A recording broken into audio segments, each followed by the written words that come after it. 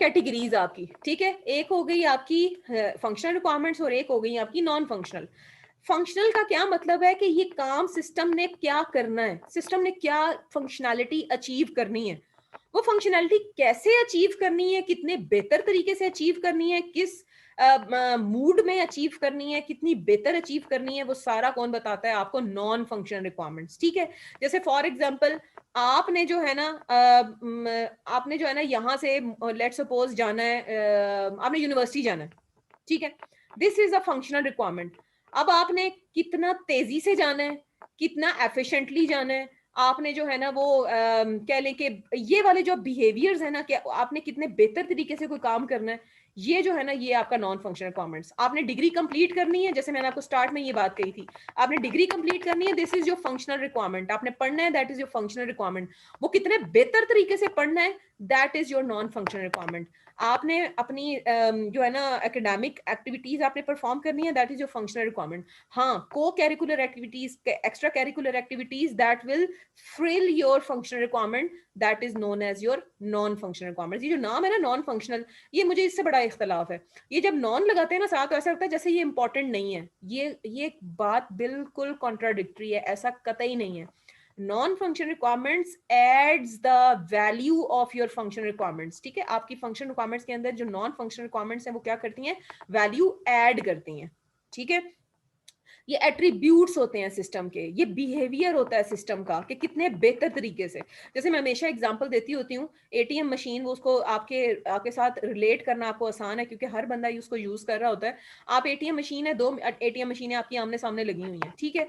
ये दोनों मशीनों ने, मशीन ए ने भी पैसे जो है ना वो डिस्पेंस करने हैं, मशीन बी ने भी डिस्पेंस करने हैं, बट क्या है, आप हमेशा उस मशीन पे जाएंगे जो कि क्विकली आपको, जो एफिशिएंटली, रिलायबली आपको पैसे जो है ना वो आपको ट्रांसफर जो है ना वो डिस्पेंस कर देती है। फॉर एग्जांपल दोनों ने पैसे डिस्पेंस करने हैं, एक मशीन है उसने कभी आपके जो है ना वो पैसे, मतलब कह लें कि आपने 2000 निकलवाना है तो उसने आपको 1500 नहीं दिया, ठीक है।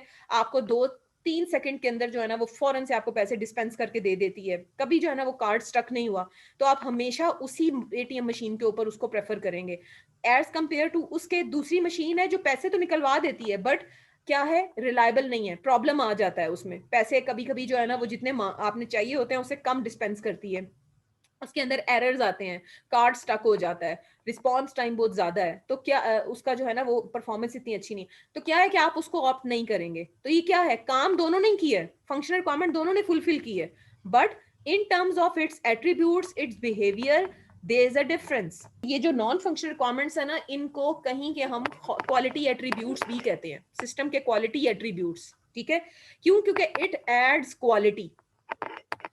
इन क्वालिटी एट्रीब्यूट्स को ना, जिसे कहते हैं ना, सेट करने के लिए ना बहुत सारे मॉडल्स आए थे, क्योंकि ये बहुत सारे हैं, तो उनमें से एक मॉडल जो है ना वो फर्ब्स का मॉडल है। FURP stands for functionality, usability, reliability, performance, supportability, security and plus. Plus का क्या मतलब है, इसमें और भी शामिल है। तो ये आपने टर्म सुनी हुई है ना सॉफ्टवेयर इंजीनियरिंग में, functionality, usability, reliability, performance, security, ये जरूर आपने सुना होगा वहां पे सॉफ्टवेयर इंजीनियरिंग में। ये सब वो समझें कि ये आपके ना कह लें कि वो क्वालिटी एट्रीब्यूट्स हैं किसी सिस्टम में।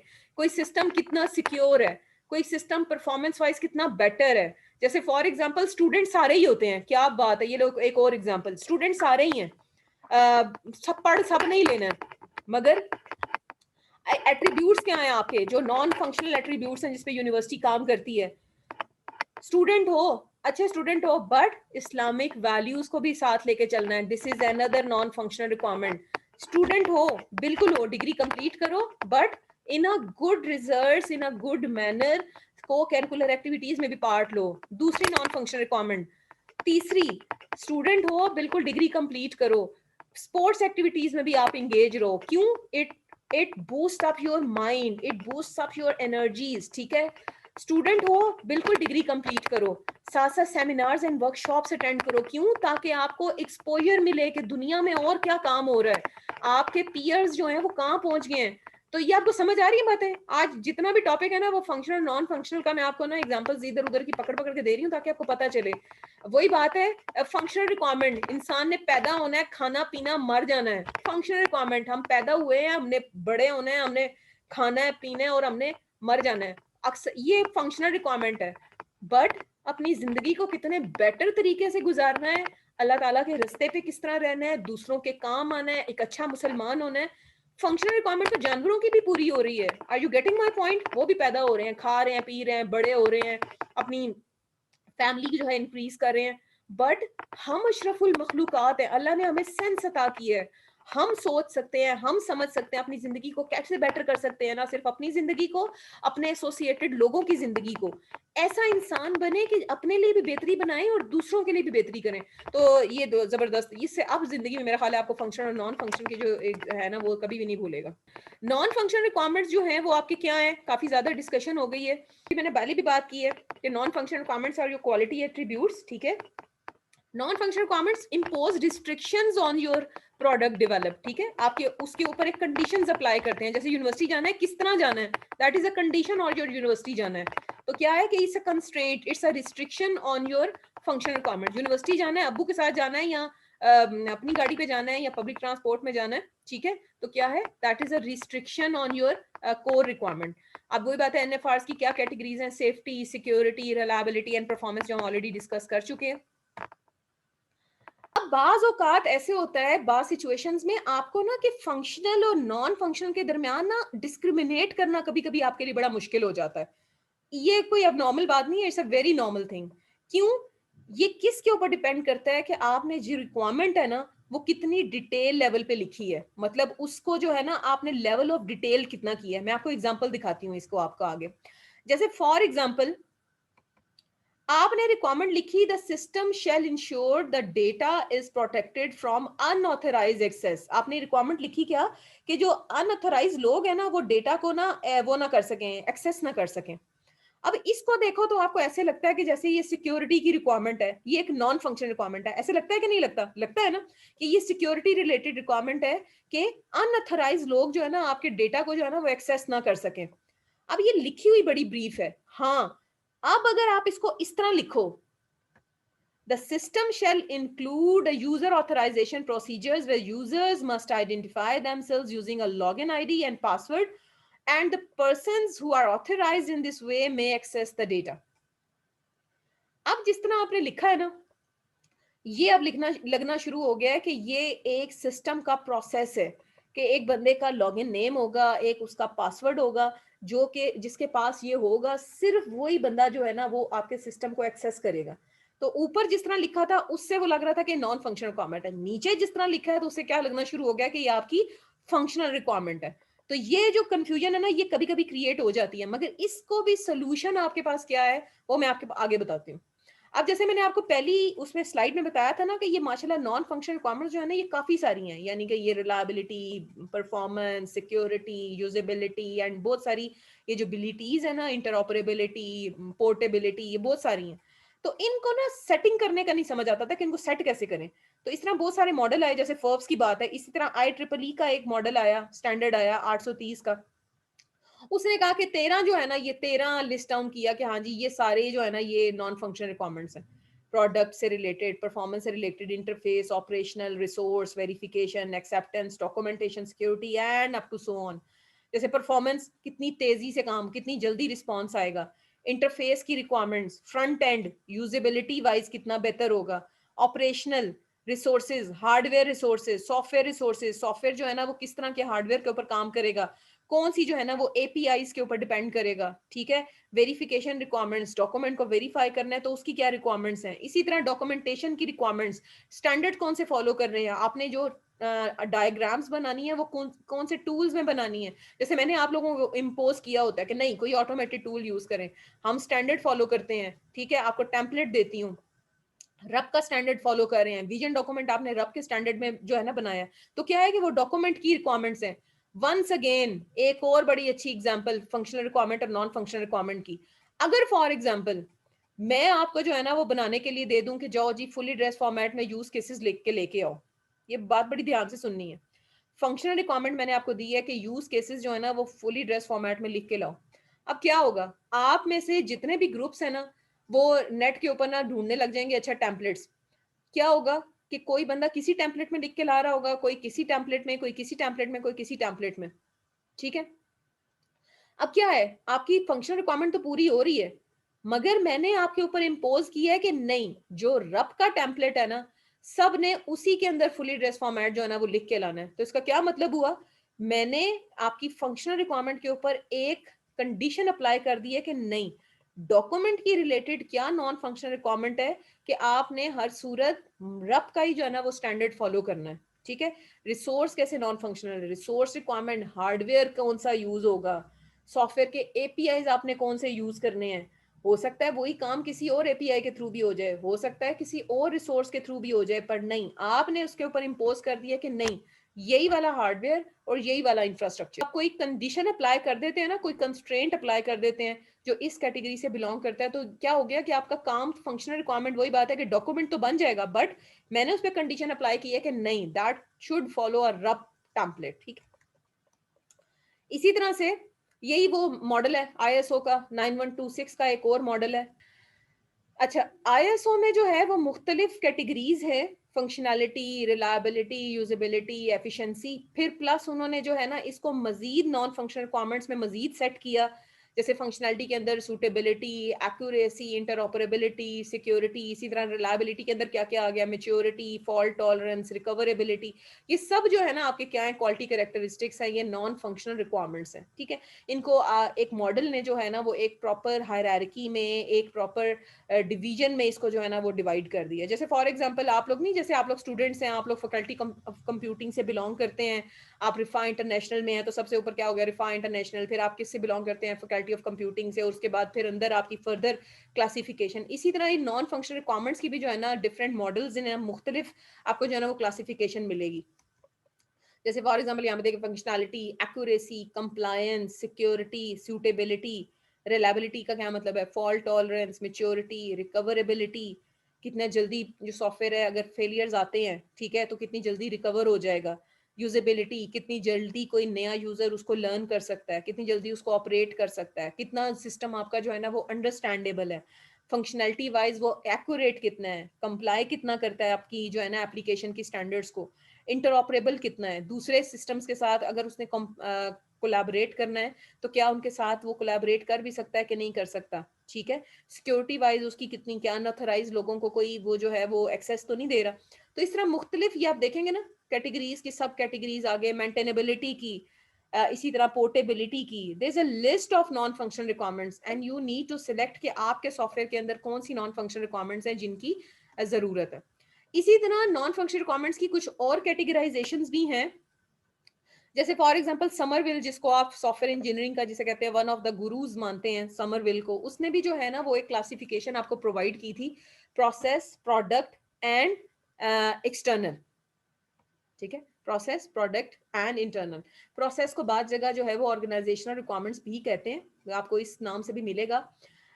अब जो कैटेगरीज जिसमें तीन हिस्सों में इन नॉन फंक्शनल रिक्वायरमेंट्स को डिवाइड किया है, एक है प्रोडक्ट से रिलेटेड, एक है प्रोसेस से रिलेटेड, और एक है आपके एक्सटर्नल। ये आगे स्लाइड्स में सब कुछ लिखा हुआ है, आप लोग इसको बाद में पढ़िएगा, आपको ये बात समझ आ जाएगी, मगर इस वक्त सिर्फ कॉन्सेप्ट समझें आप।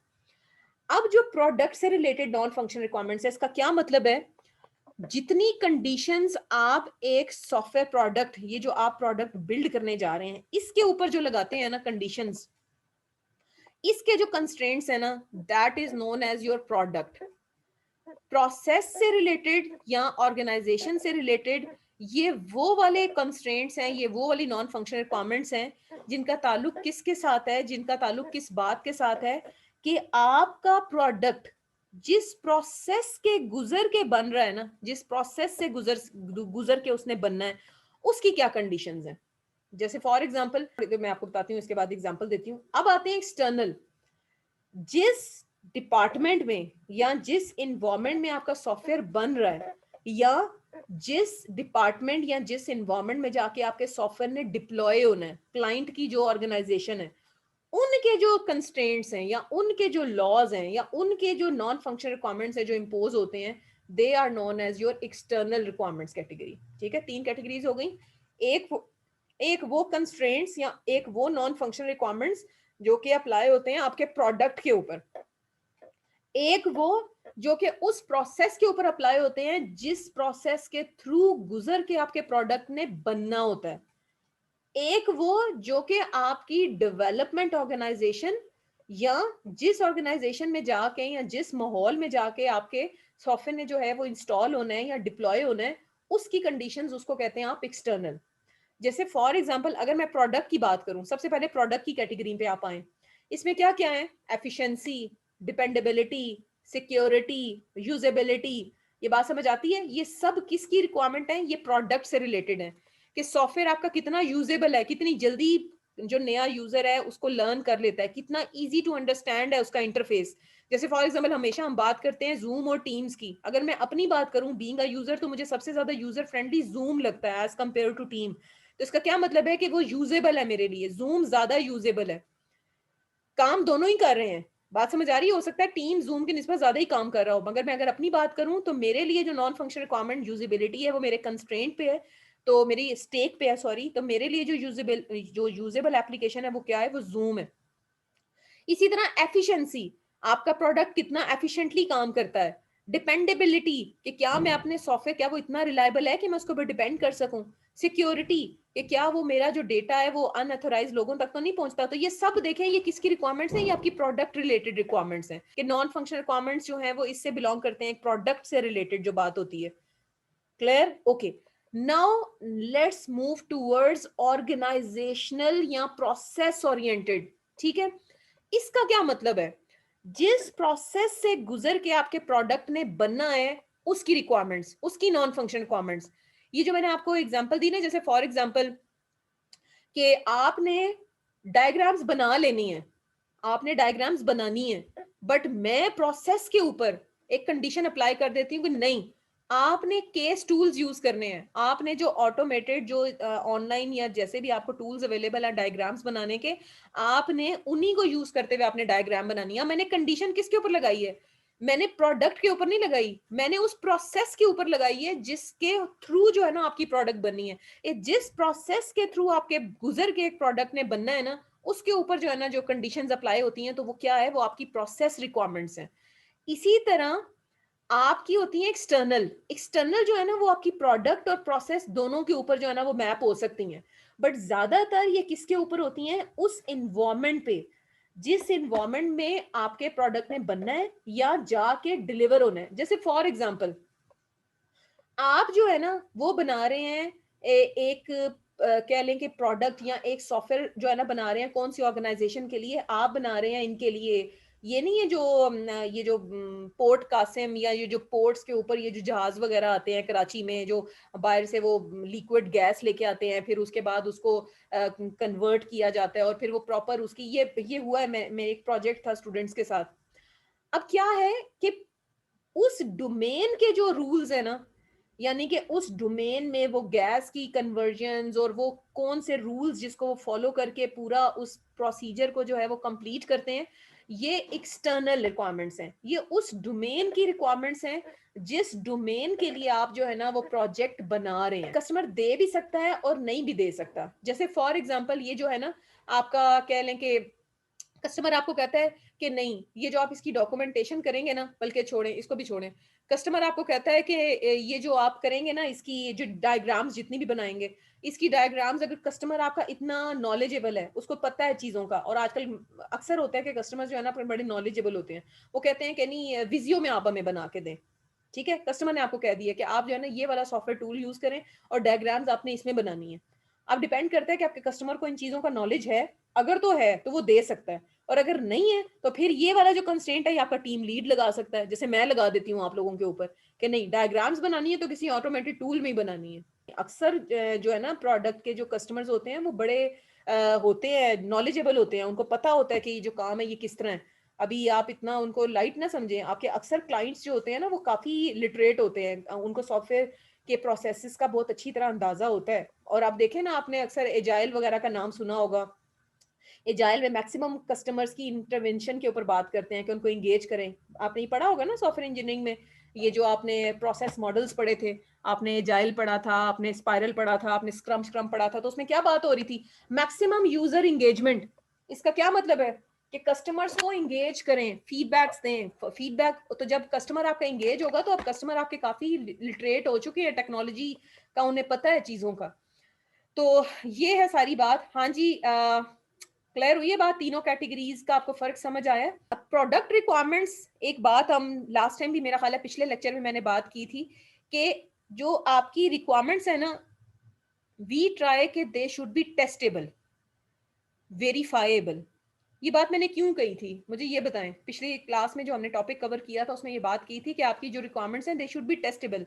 Why they should be testable? उसकी वजह ये है कि जब आप कोई बात कह रहे हैं ना कि ये काम सिस्टम करेगा, अगर आप उसको टेस्टेबल नहीं है, उसको आप टेस्ट नहीं कर सकते, तो आप कस्टमर तक पहुंचाने से पहले इस चीज की श्योरिटी कैसे लेंगे कि हाँ आपका सिस्टम वाकई ये काम कर रहा है कि नहीं कर रहा? ठीक है, आपने लिख लिया है, टेस्ट नहीं कर सकते उसको। जब कस्टमर के पास पहुंचा तो वो कहेगा ये तो काम ही नहीं कर रहा।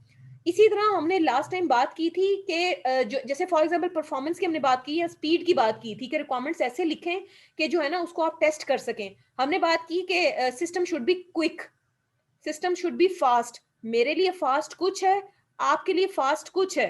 मैं कहती हूँ फास्ट मेरे लिए 2 सेकंड के अंदर है, आपके लिए फास्ट जो है वो 10 सेकंड्स भी जो है ना एक्सेप्टेबल है। ये भी स्पेसिफाई होना चाहिए, ये भी रिटर्न होना चाहिए। अगर आपने लिखा है ना कि हाँ मेरे लिए 2 सेकंड के अंदर अंदर सिस्टम रिस्पॉन्स करे, नाउ इट इज टेस्टेबल, इसको अब टेस्ट किया जा सकता है। हाँ, अगर मैं ये लिखूंगी कि सिस्टम जो है ना क्विकली काम करे, दैट इज नॉट टेस्टेबल। तो रिक्वायरमेंट्स जो हैं वो क्या होनी चाहिए? टेस्टेबल होनी चाहिए, चाहे वो नॉन फंक्शनल है चाहे वो फंक्शनल बने, ताकि उसको आप मैयर कर सके। एग्जैक्टली, क्लैरिटी आ सके, आप उसको किसी फॉर्म में मैयर कर सकें। तो जो आपकी मैक्सिमम नॉन फंक्शनल रिक्वायरमेंट्स है ना, दे आर मैयरेबल। बट कुछ ऐसी होती हैं जो कि मैयर नहीं की जा सकती इतनी आसानी से, जैसे यूजेबिलिटी। परफॉर्मेंस को तो आप मैयर कर सकते हैं, जैसे परफॉर्मेंस के मैट्रिक्स होते हैं, मीट्रिक्स होते हैं, जिसकी बेस पे आप उसको मैयर कर सकें। कितनी जल्दी परफॉर्मेंस में जो है ना आपकी रिजल्ट्स आते हैं, कितना क्विकली आपका सिस्टम जो है ना रिस्पॉन्स टाइम है उसका। बिल्कुल। तो मगर जैसे अब यूजेबिलिटी है, सिस्टम कितनी जल्दी यूजर पिक कर लेता है, that is really you can say subjective. कि फॉर एग्जांपल आप इसको कैसे असेस कर सकते हैं कि आपका जो ऑलरेडी काम जो है ना वो पेपर बेस हो रहा है। लोग जो जिस ऑर्गेनाइजेशन में जिसके लिए आप सॉफ्टवेयर बिल्ड कर रहे हैं, वहां पे जो क्लर्क्स हैं, जो स्टेक होल्डर्स हैं, वो पेपर बेस काम कर रहे हैं। आपने क्या किया, वो जो उनके फॉर्म्स है ना, उन्हीं को अपने बेस बनाते हुए ना उनके इंटरफेसेस डिजाइन किए हैं। अब क्या हुआ, थोड़ा सा कॉग्निटिव लोड कम हुआ है। क्यों? क्योंकि जो पेपर पे फॉर्म्स पे वो एंट्रियां कर रहे थे, आपने क्या किया, उन्हीं को रेफर करते हुए आपने यूजर के जो है ना फॉर्म्स डिजाइन किए हैं। तो जब आप उनको यूज करते हुए देख रहे हैं, तो आप किसी ना किसी तरह सब्जेक्टिव तरीके से क्वांटिफाई तो नहीं कर सकते, इसको मैयर तो नहीं कर सकते, मगर आप जज जरूर कर सकते हैं कि हाँ ये जल्दी से जो है ना इन्होंने उसी के, क्योंकि रिलेट कर सकते हैं ना अपने मैनुअल काम को ऑटोमेटेड। तो क्या है कि आप उसको रिलायबिलिटी मैयर हो सकती है। ये मैं बताती हूँ आपको आगे, इसके मीट्रिक्स हैं, रिलायबिलिटी मैयर करने के मीट्रिक्स हैं। अभी थोड़ा देर के लिए होल्ड करें, बताती हूँ आपको आगे। तो कुछ ऐसे नॉन फंक्शनल रिक्वायरमेंट्स हैं जो कि मैयर करना जरा मुश्किल है, मगर मैक्सिमम उसको क्या कर सकते हैं, आप मैयर कर सकते हैं। इसी तरह आगे हमने बात की थी, ये देखिए एग्जांपल्स पढ़ लीजिएगा। जैसे प्रोडक्ट की रिक्वायरमेंट्स यही है कि सिस्टम शेल जो है ना, executable code of system G will be limited to 512K bytes. ठीक है, सिस्टम जो है ना पीसी एंड मैकिंटॉश प्लेटफॉर्म्स पे काम करेगा।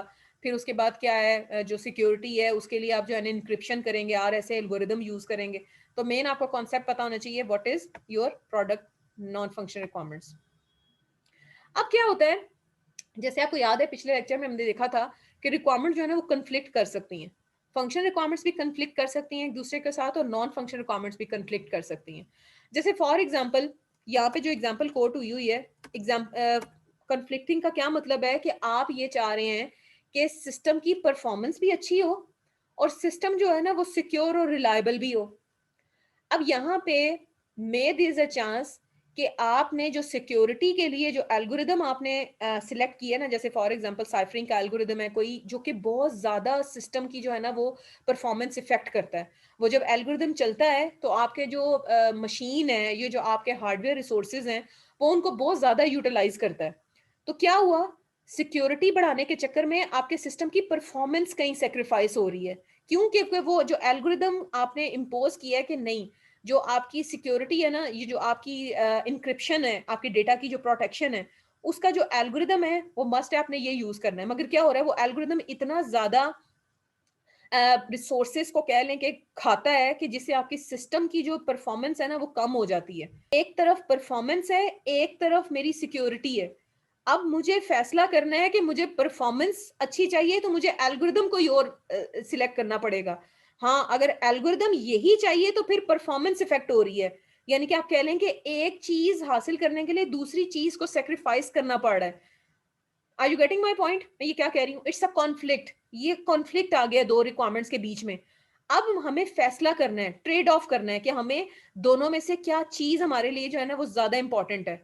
अब अगर for example level of importance, अब इस रिक्वायरमेंट से रिलेटेड लेवल ऑफ इंपॉर्टेंस जो है ना वो क्या हमारे लिए मैटर करती है, कि हमारे लिए अभी तक परफॉर्मेंस ज्यादा मैटर करती है या हमारे लिए हमारी जो सिक्योरिटी है वो ज्यादा मैटर करती है। अगर तो सिक्योरिटी मैटर करती है और वो एल्गोरिदम ही 100% जो है ना सिक्योरिटी अप्लाई कर रहा है, तो फिर क्या है कि आपको परफॉर्मेंस किसी ना किसी तरह सेक्रीफाइस करनी पड़ेगी। और अगर परफॉर्मेंस आपके लिए जो है ना वो की स्टेक है आपके लगा हुआ, तो फिर आप क्या करेंगे कि नहीं, फिर आप जो एल्गोरिदम है ना वो कोई और आप सिलेक्ट कर लो।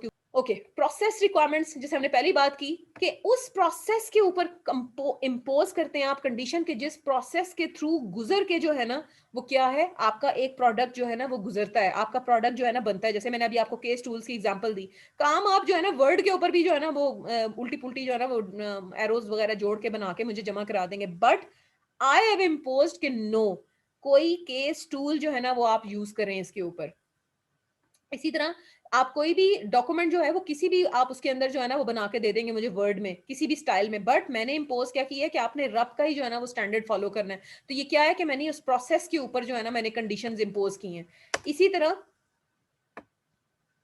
एक्सटर्नल रिक्वायरमेंट्स की भी बात की कि जिस जगह जिस ऑर्गेनाइजेशन में आपके सॉफ्टवेयर ने जाके काम करना है या जिस ऑर्गेनाइजेशन में आपके सॉफ्टवेयर ने जो है ना वो बिल्ड होना है, उस ऑर्गेनाइजेशन के जो लॉज हैं वो जो इम्पोज हो रहे होते हैं उस प्रोडक्ट के ऊपर, वो आपने जो है ना मस्ट, जैसे फॉर एग्जांपल यहाँ पे क्या दी है कि medical data system the organisational data protection officer must certified that all data is maintained according to data protection legislation before the system is put into operation. इसका क्या मतलब है, आपने एक मेडिकल डोमेन का एक आपने सॉफ्टवेयर बनाया है बीइंग अ सॉफ्टवेयर इंजीनियर, और अब आपने उसको डिप्लॉय करना है, आपने वहां पे जाकर उसको इंस्टॉल करना है, बट एक्सटर्नल रिक्वायरमेंट क्या है, उस ऑर्गेनाइजेशनल रिक्वायरमेंट क्या है कि आपका इंस्टॉल होने से पहले जो मेडिकल प्रोटेक्शन ऑफिसर है वो इस चीज को एश्योर करे कि वो जो डेटा प्रोटेक्शन है ना वो किसी तरह भी जो है ना वो सेक्रीफाइस नहीं होगी, वो उस लेजिस्लेशन का ख्याल करें। Is that clear? ये उस एनवायरमेंट का कंस्ट्रेंट है जिधर जाके आपके सॉफ्टवेयर ने क्या है वो डिप्लॉय होना है, ठीक है। इसी तरह से एक्सटर्नल रिक्वायरमेंट आपकी क्या है कि फॉर एग्जांपल आपका जो ऑलरेडी एक ऑर्गेनाइजेशन थी वहां पे एक लेगेसी सिस्टम काम कर रहा था, ठीक है, ऑलरेडी एक सिस्टम काम कर रहा था, आपसे उन्होंने एक और सिस्टम बनवाया। अब वो आपके ऊपर एक कंडीशन अप्लाई करते हैं कि हम ये चाहते हैं कि जो अब आप सिस्टम बना रहे हैं ना वो हमारे सिस्टम के साथ जो है ना मिल के काम करे। ये एक और इम्पोज कर दिया गया है, ये प्रोडक्ट की नहीं, एक्सटर्नल रिक्वायरमेंट है कि आपका सिस्टम जो आपने बिल्ड किया है वो उनके ऑलरेडी एक ऑटोमेटेड सिस्टम काम कर रहा है उसके साथ मिलके काम करे, ठीक है। तो एक्सटर्नल रिक्वायरमेंट है, ऑर्गेनाइजेशनल रिक्वायरमेंट है, उस इन्वायरमेंट की जो है ना वो ये कंस्ट्रेंट है। इसी तरह ये देखें ये एक्सटर्नल में भी काफी सारी कैटेगरीज हैं, availability, installability, integrity, interoperability, performance and reliability and blah blah blah. इस तरह आपको मुख्तलिफ किस्म के जो है ना मॉडल्स मिलेंगे जो एक्सटर्नल की बातें कर रहे हैं। फिर इंटरनल के आपको मिलेंगे, इंटरनल टू द प्रोडक्ट, यानी कि प्रोडक्ट से रिलेटेड है, प्रोडक्ट एफिशिएंट हो, मॉडिफाई हो सके, पोर्टेबल हो, रीयूज हो सके, स्केलेबल हो। स्केलेबल का क्या मतलब है कि आपका एक सॉफ्टवेयर बना हुआ है, ठीक है, जैसे फॉर एग्जांपल सैप बना हुआ है, ओके, तो सॉफ्टवेयर जो है वो आपका बना हुआ है ऑलरेडी, मगर क्या है कि आपने ये चेक करना है कि वो मुख्तलिफ एनवायरमेंट, सॉरी सैप की हम बात कर रहे थे, आप जो है सॉफ्टवेयर बना हुआ है आपका, बट आपको पता है कि सॉफ्टवेयर ने अपग्रेड होना होता है, सॉफ्टवेयर ने अपडेट होना होता है। तो ऐसे ना हो कि आपको जब भी कोई नई रिक्वायरमेंट आए या करंट ट्रेंड्स के हिसाब से टेक्नोलॉजी के नए चैलेंजेस आए तो आपको पुराने सॉफ्टवेयर को उठा के जो है ना डिस्कार्ड करना पड़े। इट शुड बी स्केलेबल, कि अब जब नई रिक्वायरमेंट्स आए या नए कंपोनेंट्स आए या नई टेक्नोलॉजी आए तो आप जो है ना उसको इजीली ग्रो कर सकें, आपका जो सॉफ्टवेयर है वो इजीली ग्रो हो सके, ठीक हो गया। अब रिक्वायरमेंट्स जो नॉन फंक्शनल रिक्वायरमेंट्स है ना इसमें एक थोड़ा चैलेंज ये होता है कि इसको आपने जो है ना समझ के लिखना किस तरह है, ठीक है। अब होता क्या है, बाज दफा आपके क्लाइंट जो है ना बड़े लिटरेट होते हैं, उनको बहुत टेक्नोलॉजिकली वो बड़े उनको जो है ना एक्सपोजर होता है, बाज दफा नहीं होता।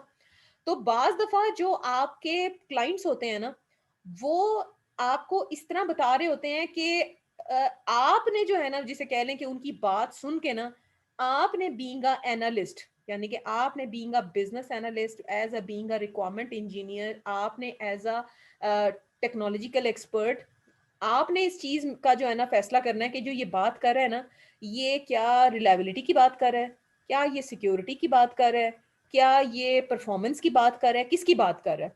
ठीक है, तो ये जो है ना वो ये थोड़ा सा ना मुश्किल होता है बाज दफा इसको ना एनएफआरस को एक्सप्रेस करना।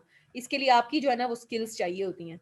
अब क्या है कि कौन कौन से फैक्टर्स जो है ना वो कंट्रीब्यूट करते हैं नॉन फंक्शनल कमेंट्स को ना एक्सप्रेस करने में। क्यों मुश्किल होती है नॉन फंक्शनल कमेंट्स को एक्सप्रेस करने में?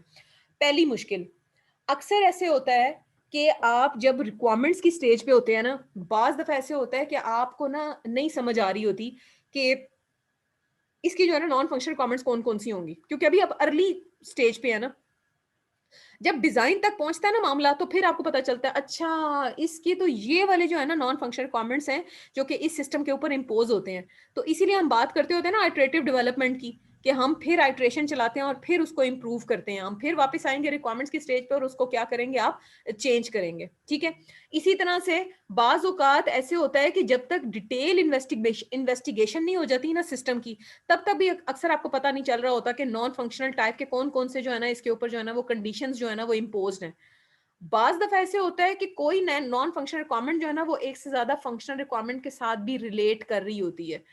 तो ये बहुत सारे ऐसे कह लें कि पर्सपेक्टिव्स हैं जो कि आपको थोड़ी सी ना आपके लिए मुश्किल क्रिएट करते हैं for the clarification of your non functional requirements. And फिर वही जैसे अभी हमने एग्जांपल देखी है कि कॉन्ट्राडिक्ट भी कर रही होती हैं बाज फंक्शनल नॉन फंक्शनल रिक्वायरमेंट्स एक दूसरे के साथ। हमने अभी एग्जांपल देखी है परफॉर्मेंस और रिलायबिलिटी। तो there are some challenges regarding, और कोई यूनिवर्सल रूल नहीं है कि हाँ जी ये वाली बाबे हकीम बंगाली की फकी खाओ और आप लोग जो है ना ऑप्टिमली अपनी सारी नॉन फंक्शनल रिक्वायरमेंट्स को कर लेंगे। ये सब चीजें जो है ना आइटरेटिवली और विद टाइम और विद एक्सपीरियंस आप जो है ना इसको कर लेते हैं, जूं जूं आपके पास क्लैरिटी आती जाती है कॉन्सेप्ट्स की।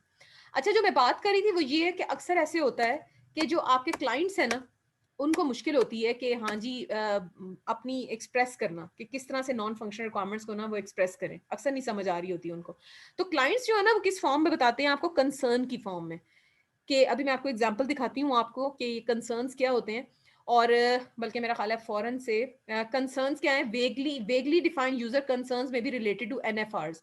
तो ये जो है ना यूजर आपको जो है ना वो वेग टर्म्स में बताएगा, अच्छा मैं चाहता हूँ यूं हो काम, तो वो अपना कंसर्न बता रहा है आपको। आपने बीइंग अ रिक्वायरमेंट एनालिस्ट उसमें से जो है ना वो बात पिक करनी है कि ये जो है ना इस वक्त परफॉर्मेंस की बात कर रहा है, रिलायबिलिटी की बात कर रहा है, यूजेबिलिटी की बात कर रहा है, या ये सिक्योरिटी की बात कर रहा है। ठीक है, अभी एग्जाम्पल्स देखते हैं इसकी आगे। जैसे फॉर एग्जाम्पल यहाँ पे आप ये कंसर्न को देखें। अच्छा, तीन चीजों के दरमियान रिलेशन है, यूजर नीड, यूजर कंसर्न और योर एनएफआर। ठीक है, यूजर नीड्स को टिपिकली यहाँ पे डिवाइड किया गया है functionality related, performance related, change related. ठीक है, आप फोकस करें कंसर्न के ऊपर। अब जैसे फॉर एग्जांपल आपका कस्टमर आपके पास आया, ठीक है, आपका यूजर आपके पास आया बीइंग अ रिक्वायरमेंट एनालिस्ट। आप समझें कि ये जो नॉन फंक्शनल रिक्वायरमेंट वाला एंड है ना, इधर आप बैठे हुए हैं बीइंग एन एक्सपर्ट या बीइंग अ रिक्वायरमेंट एनालिस्ट। ये बीच में जो है ना यूजर कंसर्न, ये एक ऐसा मासूम बंदा आया जो आपको ना अपना कंसर्न बता रहा है कि मैं कहता हूँ मेरी एप्लीकेशन इस तरह काम करे। उसको नहीं पता नॉन फंक्शनल रिक्वायरमेंट की टर्म का, उसको नहीं पता यूजेबिलिटी क्या लफ्ज होता है। ये बीइंग अ सिस्टम एनालिस्ट सिर्फ आपको ये टर्म्स पता है, यूजेबिलिटी होती है, सिक्योरिटी होती है, रिलायबिलिटी होती है। ठीक है, एक एंड पे बैठे हुए नॉन फंक्शनल एंड पे बीइंग अ एक्सपर्ट आप लोग, आपके पास यूजर आ रहा है, आप ये समझें कि डॉक्टर है। ठीक है, डॉक्टर के पास पेशेंट जा रहा है, डॉक्टर को पता है कुछ टर्म्स का, जैसे फॉर एग्जांपल डायरिया, डॉक्टर्स को पता है ट्यूमर। ठीक है, डॉक्टर्स को पता है लेट्स सपोज और कौन कौन सी, अल्लाह माफ करे, ट्यूबरक्लोसिस, डॉक्टर को इन इन टर्म्स का पता है। पेशेंट जा रहा है, उसे कह रहा है कि डॉक्टर साहब मुझे जो है ना पेट में मरोड़ पड़ रहे हैं, मुझे वॉमिट हो रही है, मुझे जो है ना वो खाने को दिल नहीं कर रहा, और ये सब चीजें वो बता रहा है, अपने कंसर्न्स बता रहा है। तो डॉक्टर फौरन क्या समझ जाएगा ये किस बारे में बात कर रहा है, ये ना डायरिया टाइप बात कर रहा है। ये बात समझ आई आपको? बीइंग अ एक्सपर्ट डॉक्टर समझ रहा है कि ये किस किस्म की बात कर रहा है। Are you getting my point? Okay.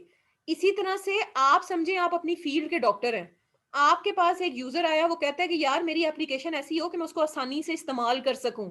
उसने टर्म यूज की कि यूजेबिलिटी वाइज ऐसा जो है ना जबरदस्त काम कर दो, नहीं।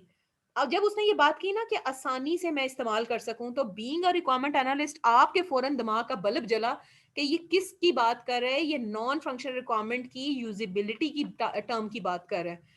इसी तरह अगर उसने ये कहा है कि मैं चाहता हूं मेरा जो डेटा है ना वो कोई गलत लोगों के हाथों में ना जाए, आपके फौरन दिमाग का बल्ब जला है कि ये सिक्योरिटी की बात कर रहा है। इसी तरह उसने बात की है कि मेरे जो सिस्टम के अंदर जो प्रॉब्लम्स है ना वो कम से कम आए, एरर्स कम से कम आए, मेरा सिस्टम कम से कम फेल हो। आपके दिमाग का बल्ब जला है कि ये बात कर रहा है रिलायबिलिटी की, कि जो यूजर है ना वो आपको बता रहा है अपना कंसर्न कि मैं ये चाहता हूं, मगर वो टेक्निकली नहीं बता रहा, वो अपना आपको मकसद बता रहा है। आपने टेक्निकली उसको जो है ना वो आपने फौरन मैप करना है कि ये नॉन फंक्शनल रिक्वायरमेंट में किस वाली क्वालिटी एट्रीब्यूट की बात कर रहा है। कंसर्न की वही बात है कि वो आपको अपने हिसाब से अपनी समझ के मुताबिक आपको जो है ना वो बताएगा। कंसर्न्स को नॉर्मली कभी कभी सब कंसर्न्स में भी डिवाइड किया जाता है, ठीक है, और फिर उस सब कंसर्न से जो है ना आप अपनी नॉन फंक्शनल रिक्वायरमेंट्स तक पहुंचते हैं, तो वो एक अलग साइंस है, वो लंबी चौड़ी। तो बस आप ये समझें कि आपने रिक्वायरमेंट एनालिस्ट के तौर पे आपने जो है ना वो फेच करना है कि ये बंदा बात क्या कर रहा है। Requirement should be non functional requirement should be testable, ये बात हम पहले कर चुके हैं कि आप उसको क्या कर सकें, आप उसको टेस्ट कर सकें। जो चीज मैयरेबल होती है वो टेस्टेबल होती है, जिस चीज को आप मैयर कर सकते हैं उसको आप क्या कर सकते हैं, आप उसको टेस्ट भी कर सकते हैं, ठीक है। Okay fine. आप जैसे फॉर एग्जांपल अगर मैं बात करूं परफॉर्मेंस की, ठीक है, अक्सर जो नॉन फंक्शनल रिक्वायरमेंट्स हैं they are testable because they are measurable. Performance की बात करें तो आपको पता है मीट्रिक क्या होता है? मैट्रिक वो होता है ना जो आप 10वीं क्लास करके आते हैं। मीट्रिक क्या होता है? What is a metric? Metric होता है किसी चीज को मैयर करने का पैमाना। जैसे अगर आपने किसी चीज की हाइट मैयर करनी है तो आप मिलीमीटर, सेंटीमीटर, इस किलोमीटर, इसमें जो है ना आप मैयर कर रहे होते हैं फासला। अगर आपने किलोमीटर, किसी चीज का आपने टेम्परेचर मैयर करना है तो आप फ़ारेनहाइट, सेल्सियस में आप मैयर करते हो। किसी बंदे का वेट मैयर करना है तो आप मीट्रिक्स कौन से यूज करते हो? Kilogram, pounds. Are you getting my point? ठीक है, ये वो मीट्रिक्स हैं जिसकी बेस पे आप उनको मैयर करते हैं। तो इसी तरह ये परफॉर्मेंस है। जैसे परफॉर्मेंस ये देखें, प्रोसेस ट्रांजेक्शन्स पर सेकंड, आप एक सेकंड में कितनी ट्रांजेक्शन्स परफॉर्म कर सकते हैं, ये भी वेरिएबल है। Response time to user input, आपका जो सिस्टम है वो कितनी देर में यूजर की इनपुट के ऊपर रिस्पांस कर देता है। Reliability is a measurable. Rate of occurrence of failure, failure जो है ना वो कितने किस रेट से अकर होते हैं। क्या हर एक सेकंड बाद एक एरर आ जाता है? जो भी चीज करें उसके ऊपर एक प्रॉब्लम आ जाता है, ठीक है। Mean time to failure, failures के बीच का जो मीन टाइम है वो कितना है। मीन टाइम टू रिपेयर, अगर फॉर एग्जांपल रिपेयर हो रहे हैं फेलियर्स तो उनके दरमियान का मीन टाइम कितना है। जितने ज्यादा वो कहते हैं रिलायबिलिटी का ताल्लुक जो है ना वो फेलियर्स के साथ है, ठीक है। फेलियर्स की प्रोबेबिलिटी जितनी कम होती है आने की, रिलायबिलिटी उतनी अच्छी होती है। फेलियर्स के आने की प्रोबेबिलिटी अगर ज्यादा होती है तो रिलायबिलिटी क्या है, कम होती है। अवेलेबिलिटी, ठीक है, इसी तरह यूजेबिलिटी, रोबस्टनेस, ये सब जो है ना मेजरेबल है आपके। जैसे अब यूजेबिलिटी की बात, यूजेबिलिटी आपको पता है हाउ मच यूजर फ्रेंडली और एप्लीकेशन है, कितना यूजर फ्रेंडली है, उसको कितने आसानी से इस्तेमाल कर सकते हैं, उसके जो कॉन्सेप्ट्स हैं उसको कितना मेमोराइज करना पड़ता है। यूजेबिलिटी वही बात है, बार बार मैं जूम की एग्जांपल इसलिए देती हूँ क्योंकि मेरा ख्याल है जूम जो है वो, मेरा ख्याल है मैंने 5 मिनट भी नहीं लगे थे जब मैंने इसको पहली दफा देखा, मुझे समझ आ गया। MS टीम्स को मेरा ख्याल है मुझे पूरा दिन लगा मुझे उसको अंडरस्टैंड करने में। तो क्या है, जो चीज मेरे लिए इजी टू अंडरस्टैंड है, इजी टू मेमोराइज है, इजी टू हैंडल है, इजी टू एक्सेस है, that is more user friendly to me. May there is a chance कि वो किसी को जूम इतना फ्रेंडली लगे, किसी को हो सकता है MS टीम ज्यादा फ्रेंडली लगे। तो दैट वाज अबाउट यूजेबिलिटी, ठीक है। इसी तरह यूजेबिलिटी के इंडिकेटर्स, ठीक है, किसी चीज को इंडिकेट करने के लिए जो चीज होती है दैट इज इंडिकेटर, ठीक है। वही बात है कि उसको मैयर करने के लिए आप क्या जो है ना वो इंडिकेशंस यूज कर रहे हैं कि कोई जो है ना वो कितना टाइम लग रहा है आपको एक टास्क को कंप्लीट करने में, ठीक है, कितना करेक्टली, कितने करेक्टली तरीके से उसी पर्टिकुलर टाइम पीरियड में आपका जो यूजर है अपनी ट्रांजेक्शंस जो है वो परफॉर्म कर लेता है, ठीक है, without any taking any help. आपका जो यूजर है वो कितने परसेंट ऑफ वर्क, अपना कितने परसेंट ऑफ टास्क आपके जो है ना वो परफॉर्म कर लेता है। यूजर का टास्क को कंप्लीट करते हुए कितने एरर करता है, ठीक है। जितना आपका यूजर फ्रेंडली होगा उतना ही जो है ना आपके एरर कम से कम वो क्रिएट करेगा वहां पे। तो इस तरह से ये डिफरेंट आपके जो है ना वो इंडिकेटर्स हैं यूजिबिलिटी को मैयर करने के। इसी तरह रिलायबिलिटी, जैसे वही बात कर रहे हैं कि probability of a software executing without any failure, कि अगर आपका सॉफ्टवेयर जो है ना वो कम से कम फेलियर्स के साथ आपका सॉफ्टवेयर अपना काम परफॉर्म कर रहा है तो इसका क्या मतलब है, reliability wise it is mature, ठीक है। और वही बात है, mean time to failure, mean time to repair, these are quality metrics for measuring your reliability. इसके भी इंडिकेटर्स आगे वही आ रहे हैं जो मैं इतनी देर से बात कर रही थी कि हाँ जी, फेलियर्स के दरमियान का मीन टाइम कितना है, ठीक है। Time specified in hours between failures, failures के आने के दरमियान का पैटर्न क्या है, कितने लाइन ऑफ कोड पर जो है ना फंक्शन पॉइंट, या कितने लाइन ऑफ कोड के बाद आपके जो है ना वो बग्स आते हैं। तो ये मुख्तलिफ मीट्रिक्स हैं जो कि रिलायबिलिटी को मैयर करने के लिए जो है ना वो यूज होते हैं। इसी तरह से परफॉर्मेंस की बात करें, परफॉर्मेंस हम अच्छी तरह पढ़ चुके हैं, व्हाट इज परफॉर्मेंस, कि कितना क्विकली आपका सिस्टम जो है ना वो आपको सिस्टम जो है ना रिस्पॉन्स करता है। और उसके इंडिकेटर्स देख लें, उसकी डेटा कैपेसिटी, उसका रिस्पॉन्स टाइम, उसकी लेटेंसी, उसका जो है डायनामिक कैपेसिटी, इस तरह मुख्तलिफ इंडिकेटर्स हैं जो कि अगर आपने परफॉर्मेंस को जो है ना वो आपने मैयर करना है या परफॉर्मेंस को आपने श्योर करना है तो दैट वुड हेल्प यू। इसी तरह से सपोर्टेबिलिटी या मोडिफाइबिलिटी, मोडिफाइबिलिटी का क्या मतलब है, उसको जो आपने अपडेट करना है, मॉडिफाई करना है। The ability of a software to the ability of a software to be easily modified to accommodate enhancements and repairs। आपका सॉफ्टवेयर के अंदर कितनी सपोर्ट है कि अगर उसके अंदर कोई enhancements आती हैं या अगर अपडेशंस आती हैं तो आप उसको क्या कर सकें, आप चेंज कर सकते हैं, दोनों उस पर्सपेक्टिव में, उसके डिजाइन वाइज भी, उसके कोड वाइज भी, ठीक है। तो how much modifiable it is, modification के जो इंडिकेटर्स है वो क्या है कि वो कितना जो है ना वो प्रिफेक्टिव है, कितना अडेप्टिव है, कितना जो है ना सपोर्टिव है। ये सब मुख्तलिफ इंडिकेटर्स हैं जो मुख्तलिफ नॉन फंक्शनल रिक्वायरमेंट्स को जो है ना वो फुलफिल करने के लिए यू कैन यूज, ठीक है। इसी तरह हाँ जी, ये आपको याद है, ये तो मेरा ख्याल है कंस्ट्रेंट्स वाला कॉन्सेप्ट तो आपने जो है ना वो तब पढ़ा था, वो याद है आपको। बिजनेस मॉडलिंग से पहले आपने प्रॉब्लम एनालिसिस के 5 स्टेप्स पढ़े थे, मैंने आपको कहा था आपकी टिप्स पे होनी चाहिए, उंगलियों पे। पहला क्या था, वो याद है आपको? Identify root causes, identify stakeholders, identify system constraints, क्या क्या थे वो, identify system actors, solution system boundary. उन्हीं में आपको याद है आखिरी स्टेप था ये वाला कंस्ट्रेंट, जिसकी आपने एक्टिविटी भी की थी, जो मैंने आपको कहा था वो आपने बुक से पढ़ना है। तो ये क्या है basically, non functional requirements works like a constraint. जी ये लास्ट वाला स्टेप था एग्जैक्टली। तो these are constraints, these are limitations जो कि आप किसी भी अपने सिस्टम के ऊपर इम्पोज करते हैं। तो non functional requirements are just like constraints that are imposed on your functional requirements on the primary responsibilities of your system, ठीक है। तो इस तरह ये मुख्तलिफ हो सकते हैं, regarding your application, regarding your operational environment, regarding your hardware, regarding your software, regarding your compilers, even कि कंपाइलर कौन सा यूज करना है, ठीक है, रेगुलेशन